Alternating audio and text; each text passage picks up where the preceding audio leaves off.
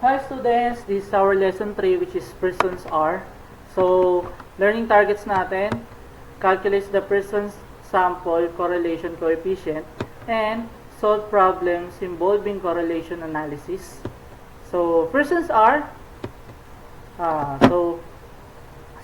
in persons are, there are questions of why has smoking relation to a number of lung cancer patients, why our electric bill increases if our electric consumption increases, and why mismanagement of waste can result of flash flood. So these are questions na often na nakikita natin or na-encounter natin. So these are questions na kayang sagutin ni persons are. Bakit nga ba may kinalaman yung pag-smoke dun sa number of lung cancer patient?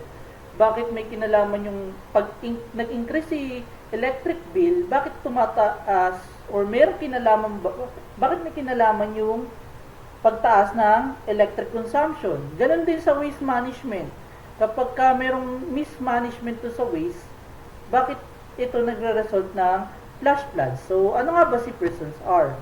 So, persons are the Pearson's product moment correlation coefficient or simply Pearson's R, yung buong pangalan niya talaga, measures the degree of relationship between two variables.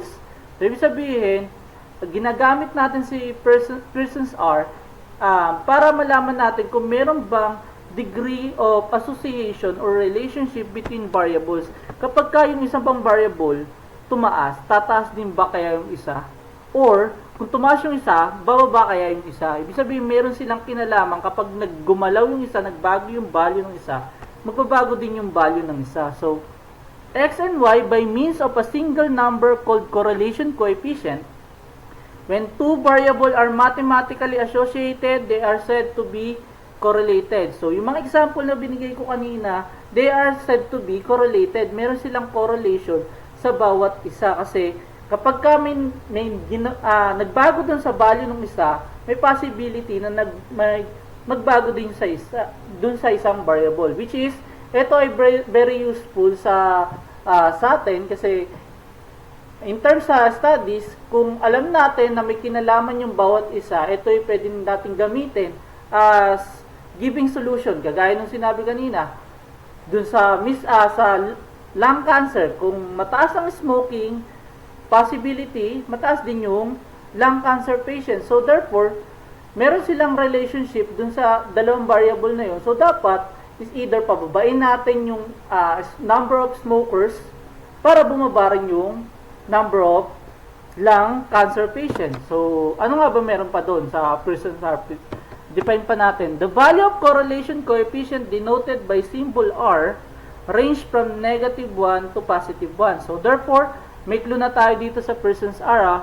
When we are computing using persons R, ang values lang natin, nagre-range lang from negative 1 to positive 1. So, numbers greater than positive 1 and numbers less than negative 1, automatic, disregarded yung kung ang computation natin using persons R is less than positive 1 and less than negative 1 and greater than positive 1, automatic mali yung solution natin. So, meron tayong mali dun sa solution process. So, dapat, ang answer natin, in between negative 1 lang to positive 1. So, ngayon, if R is negative, kung negative daw si R, ibig sabihin nyo na compute natin value sa kay person ay negative.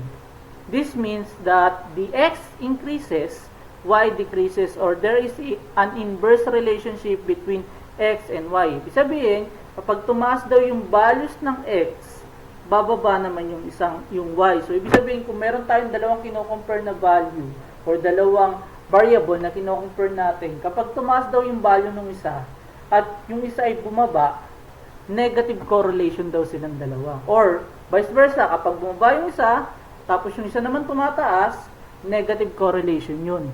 So, kapag ka naman, if R is positive, this means that as X increases, Y increases. Or, as X decreases, Y also decreases. Ibig sabihin, sabay sila. Pag tumaas isa, tataas din yung isa. Kapag bumaba yung isa, bababa din yung isa. Gaya ng mga examples or yung mga questions na tinanong ko sa inyo kanina, before we define Pearson's R, yung mga tanong na yon, yung pag tumasi lung cancer, tumasi yung smokers, yung number of smokers, dumataas din yung number of lung cancer patients. Kapag nagkaroon ng pag tumaas electric bill, tataas din pag tumaas electric consumption, tataas din electric bill. So, yun. And then, a value of R is equal to 0. Kasi ang numbers natin is negative 1 to positive 1. So, meron tayong chances na makakuha ng value na 0. Kung eksaktong 0 siya, implies of lack of linearity and not associated. Ibig sabihin, walang kinalaman yung isang variable dun sa isang variable. Wala silang relationship. Tumaas man to, ibig sabihin, hindi, pag tumaas tong isang variable, tataas din yung isa or bababa din yung isa. Or kung bumaba yung isa, gagalaw din yung values ng isang variable. Ganun yung ibig sabihin nun. Wala silang linearity. So, exercise tayo. Tingnan natin itong Determine if the following set of data have positive, negative, or zero correlation. So, I prepare ng ilang set of variables dito. Tingnan natin kung meron ba sila, kung positive correlated ba sila, or positive ba sila, negative, or zero correlation. So, number 1, smoking and lung cancer. Positive, negative? Positive, correct. How about electric consumption and electric bill? Positive, correct. How about intelligence of parents and appearance of their children? Ayan, positive, negative, or zero?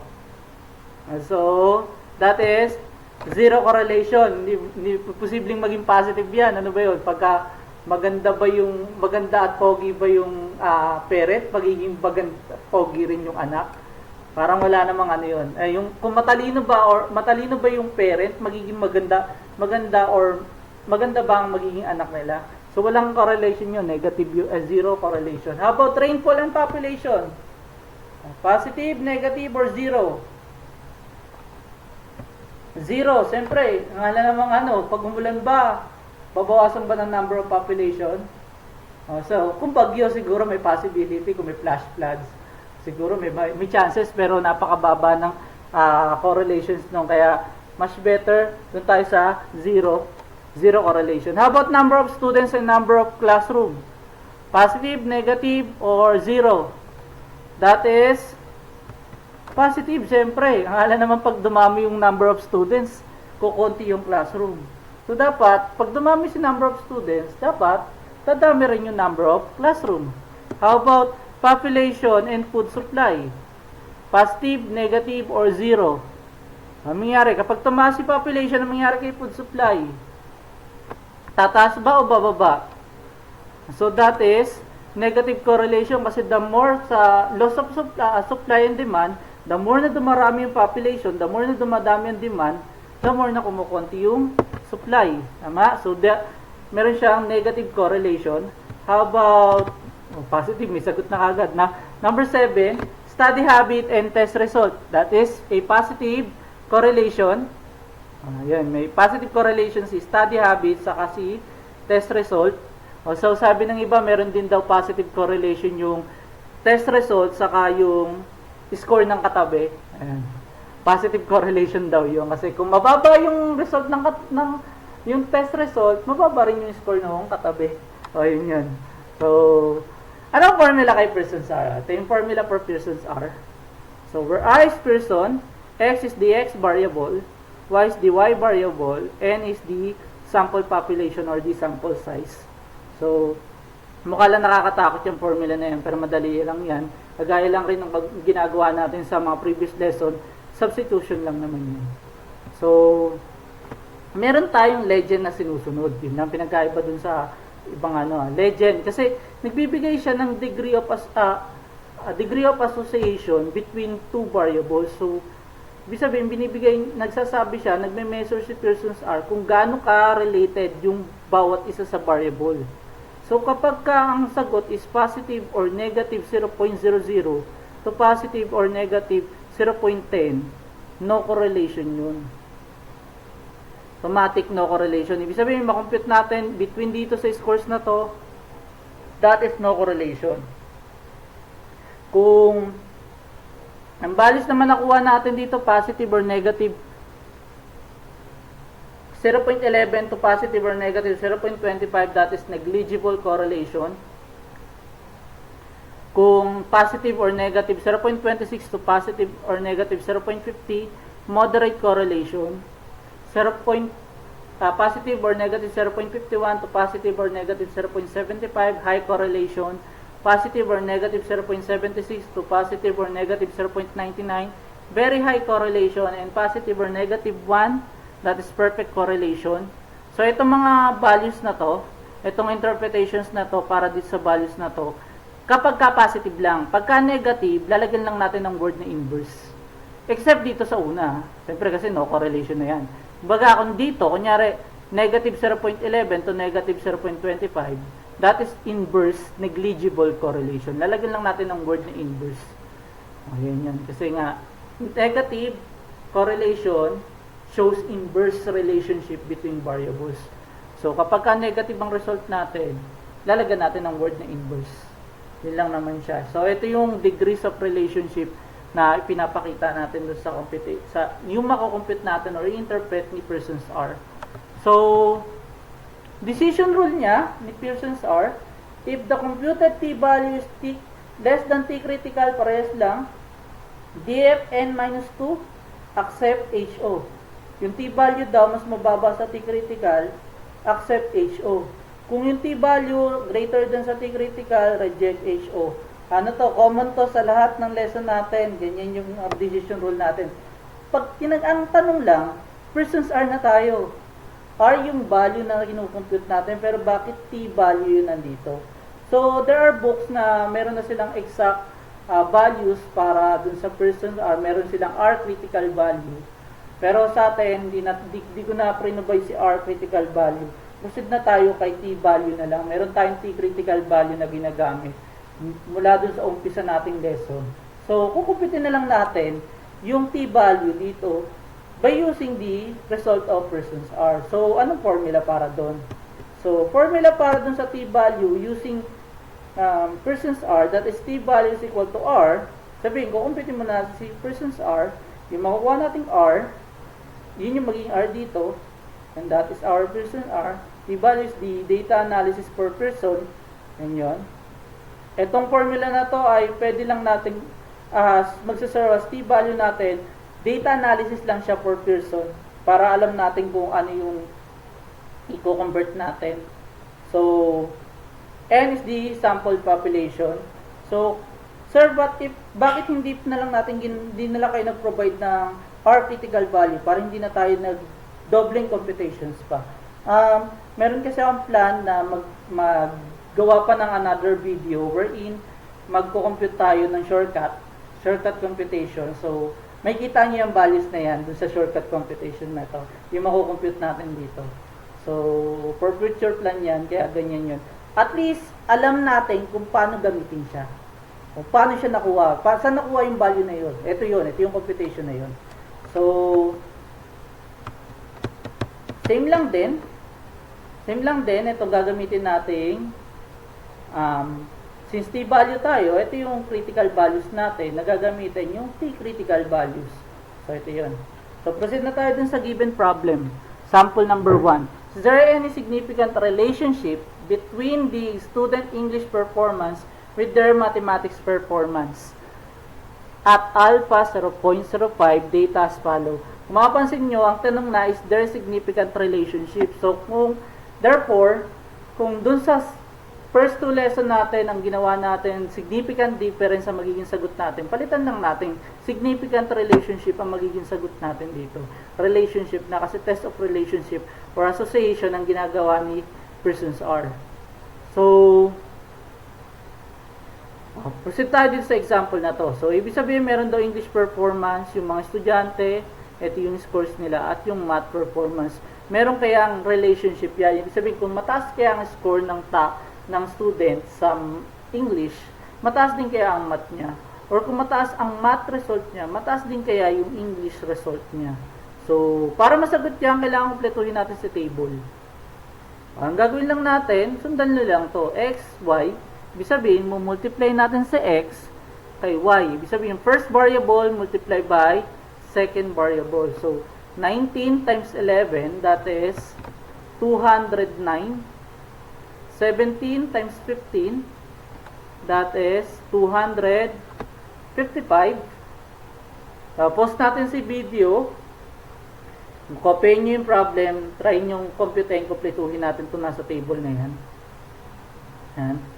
Sa x squared, ibig sabihin, i-squared lang natin lahat ng value sa x. So, 19 squared, 17 squared, 15 squared, 14 squared, 13 squared, 11 squared, 11 squared. Yung sa y squared naman, squared natin lahat ng value sa y. Yun lang yan. So, kumpletuhin natin yung si table. Okay, sana kinumpleto nyo nga yung table. Tingnan natin kung parehas yung sagot ko sa sagot natin. Or sana sinolve nyo, hindi nyo ako inantay. How about this? 15 times 9, sa xy pa lang tayo, multiply natin to first variable, this is second variable, 15 times 9, that is 135. 14 times 13, 182. 13 times 11, 143. 11 times 9, that is 99. 11 times 8, 88. 9 times 7, 63. 7 times 6, 42. And 4 times 1 is 4. Dito sa kabila, square natin lahat ng variable, lahat ng values dun sa first variable, sa x squared. So, 19 squared, so that is 19 times 19. That's 361. 289, 225, 196, 169, 121, 121, 81, 49, and 16. Hopefully, pare-parehas tayo na nagiging sagot ha. Kung talaga bang sinolve ninyo. How about 11 squared? 121, 15, 225, 9, 81, 13, 169, 11, 121, 981, 864, 749, 636, 1 that is 1. So, since kompleto na natin dyan, edi proceed na kayo sa total. So, total, kung makikita nyo, lahat yan, merong box. So, ibig sabihin, lahat yan, ito total natin. So, total na ito, this is 120. Adapt natin to, pakitotal yan. That is 11 plus 15 plus 9 plus 13 plus 11 plus 9 plus 8 plus 7 plus 6 plus 1, and that is 90. Okay, very good, children. How about yung sa XY? So, that is 1,220. Next, that is 1,628. Last is 948. Kung makikita nyo, naka-bold na itong mga total kasi linagyan ko siya ng emphasis. Yan lang naman yung values na kukunin natin. Once na makompleto na natin itong table, yan yung mga values na makukunin natin. That is our summations. So, ibig sabihin, itong 120, that is the summation of x. 90, that is the summation of y. 1,220, that is the summation of xy. 1,628, that is the summation of x squared. 948, that is the summation of y squared. Ayan yung mga summations natin. Proceed tayo dun sa computations since meron na tayong given. Ayan yung mga summations natin. Ito yung summations natin. Summation of x, summation of y, summation of xy, summation of x squared, summation of y squared, summation of y squared, summation din. And to, and ibig sabihin stands for kung ilan ba yung respondents natin, ilan ba yung student, that is 10 sample population natin. So, kaya nilagyan ng mga summation, kasi puro summation lang rin naman yun nandun sa formula ni R. So, substitution lang naman tayo. Post natin si video, try nyo yung substitute. Tingnan nyo kung parehas yung substitution ko dun sa substitution nyo. Kung gusto nyo na rin kompletuhin yung solution, upon computation, 4 decimal tayo. Final answer, dun tayo mag 2 decimal. Kung ayaw nyo mag 2 decimal sa final answer, is okay lang. Hanggang 4 decimal tayo. Dun sa final answer lang tayo pwede maggawa ng ganun. Pero upon computation, 4 decimal tayo, round off. Kung magkaroon lang naman ng decimal. So, how about N natin, that is 10. So, 10, tingnan natin kung parehas, 10. Summation of xy, that is 1,220. Summation of x, that is 120. Summation of y, that is 90. All over the square root of the quantity n, which is 10, times summation of x squared, that is 1,628 minus the quantity of summation of x, which is 120 squared, times the quantity of 10, summation, that is n, 10, times the summation of y squared, that is 948, yun, minus the quantity of summation of y, which is 90 squared. Ayun yun. Parehas kaya dun sa substitution nyo. Hope parehas tayo. So, makikita nyo, puro multiplication lang naman yan. So, multiply natin. Multiply nyo to, multiply nyo to, multiply nyo to, squared nyo to, multiply nyo yan, then squared nyo yan. So, 10 times 1,220, that is 12,200. 1 minus 120 times 90, that is 10,800. 10 times 1,628, that is 16,280. 120 squared, that is 14,400. 10 times 948, that is 9,480. Minus 90 squared, that is 8,100. Kasi ha, sabi nga sa inyo kanina, mukha lang nakakatakot yan. Nag-substitute tayo. So, medyo madali na. Subtraction lang yan ha. Subtract natin. 12,200 minus 10,800. And then ito, 16,280 minus 14,400. Tapos itong 9,480 minus 8,100. And that is 1,400 dun sa taas. Dun sa itong isang parenthesis, that is 1,880. Dito sa kabila, that is 1,380. So, since parenthesis na lang natitira, nag-indicate yan ng multiplication. I-multiply lang natin yung dalawang value na yan. So, that is, ilan ba to? 2,594,400. So, square root natin, kung meron man kayong decimal, kunin nyo hanggang 4 decimal. So, that is 1,610.7141. So, divide na natin. That will become our value of R. So, that is 0.8692 or 0.87. So, kung mapapansin nyo, dito lang tayo sa final answer na ground off ng 2 decimal. So, pwede rin itong 4 decimal gamitin ninyo kung yan ang trip ninyo. Kung gusto nyo ito, okay lang. Pero upon computation, 4 decimal tayo. Sa final answer lang tayo nagagawa niyan. So, kaya linagay ko rin ito kasi magkukumpute pa tayo ng isa. Kasi ito lang, values na to, ito lang yung R natin. Ayan yung R natin. So, punta muna tayo dun sa legend natin. Yung pinakita kong legend kanina. Ang value ng R natin is 0.8692 or 0.87. Hahanapin natin siya dito sa legend na to. So, saan pasok si positive 0.87? Ayan, i-consider natin kasi 2 decimal lang naman yun nandito. 0.87, pasok siya sa range ng 0.76 to 0.99. So, therefore, interpretation natin sa kanya is very high correlation. Gets? O, yun yung gamit na itong legend na to.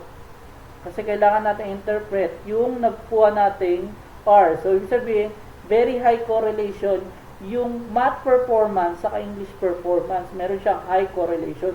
Na kapag mataas ang nakuha ng estudyante sa English, merong correlation yun, may kinalaman yun sa magiging score niya sa math or vice versa. Kung mataas ang math niya, dapat mataas din si English. Possible naman talaga dapat ganun kasi ang medium na ginagamit natin sa English, sa mathematics is English. English yung natin, mga terminologies natin dito at mga problem natin. So, kung mababa ang reading comprehension natin or mababa ang English course natin, hindi possible, di rin natin maintindihan yung sa mathematics.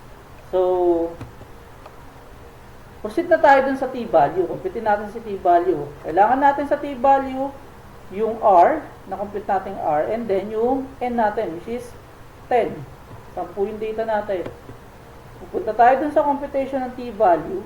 Substitute natin si r, since computation process to, ang gagamitin natin tong 4 decimal, hindi tong 2 decimal, 4 decimal gagamitin natin. So yan, substitute nyo lang, 0.8692 times the square root of 10 minus 2 all over 1 minus 0.8692 squared. So, much better, ito muna, squared nyo muna to. Squared nyo muna yan. So, that is 0.7555. 4 decimal pa rin tayo. Tama ba? Then, subtract nyo yan.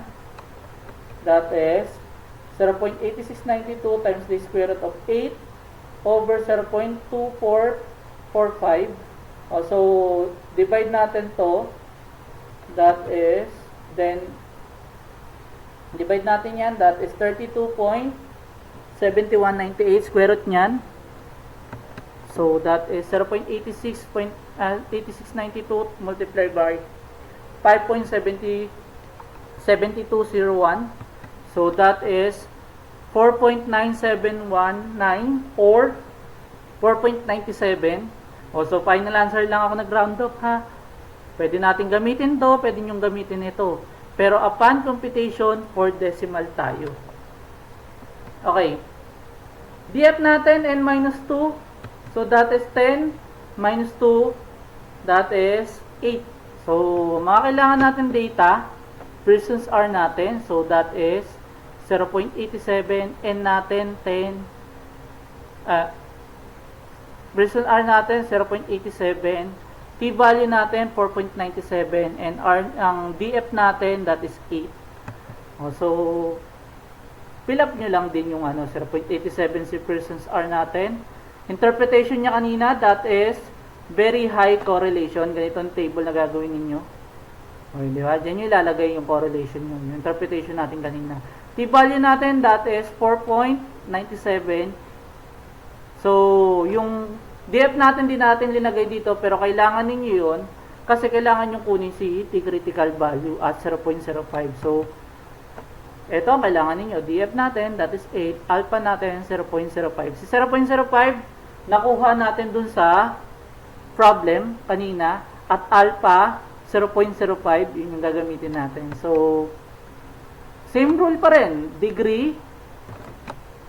Hanapin natin dyan si 8. Yan yung 8. And then, hanapin natin 0.05.